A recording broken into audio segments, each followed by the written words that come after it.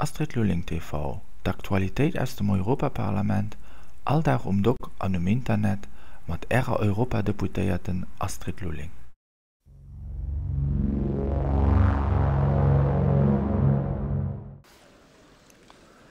Se cierra la votación. 640 emitidos, 356 a favor, 270 en contra, con excepciones. Aprobado. Bueno, la enmienda. Sí, señora Lulling.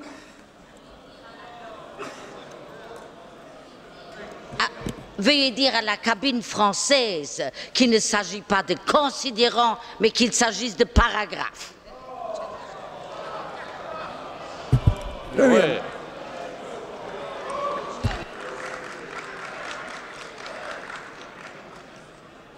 Muy bien, señorías. Desde luego, hoy hay una defensa cerrada de la lengua francesa en la Cámara. Es la segunda vez ya que se defiende al francés. Está muy bien. Vamos a ver. Enmienda 37. Se abre la votación.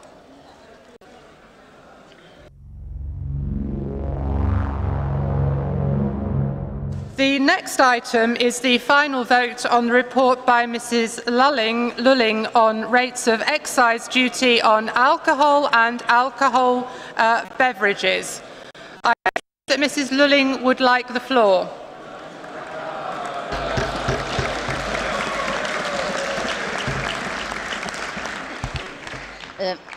Merci, Madame la Présidente. Chers collègues, moi je voudrais attirer votre attention sur ce rapport pour une toute petite minute, la procédure étant très compliquée.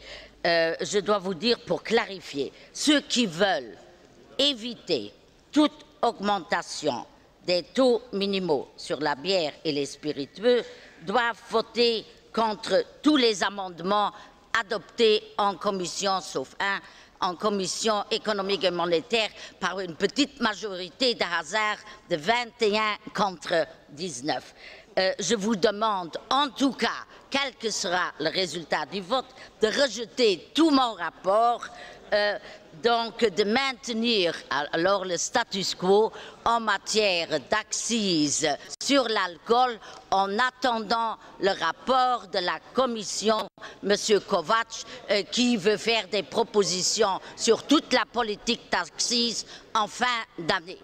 Est-ce que je peux peut-être encore vous rappeler que Winston Churchill a dit « There's no such thing ».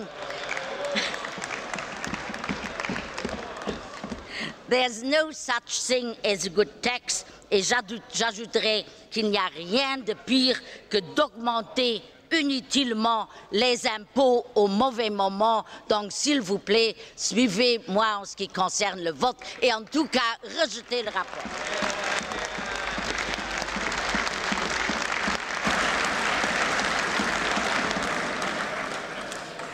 Thank you, Mrs. Lulling. The House is obviously grateful for your advice. I think Mrs. Beres would now like the floor.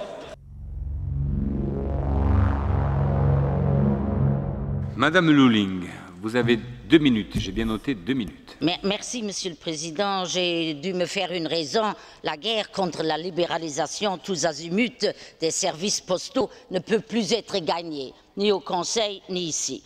Je me suis donc résignée à lutter pour une prise en considération de la situation très spéciale de la Poste dans mon petit pays. En effet, notre marché est une proie très attractive et donc le plus convoité parce que son client représente 70% des volumes du courrier, simultanément une des plus grandes densités démographiques et avec 455 pièces, un des plus grands en nombre de lettres et colis traités par personne et par an en Europe.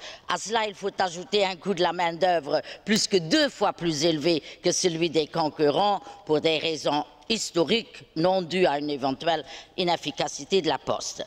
Des modèles économétriques montrent qu'en cas de libéralisation complète, la part du marché desservi par notre Poste se réduirait à une fraction infime de 4%, dégageant un excédent de 940 des 1500 emplois postaux, donc la plupart est intouchable en raison du statut protégé du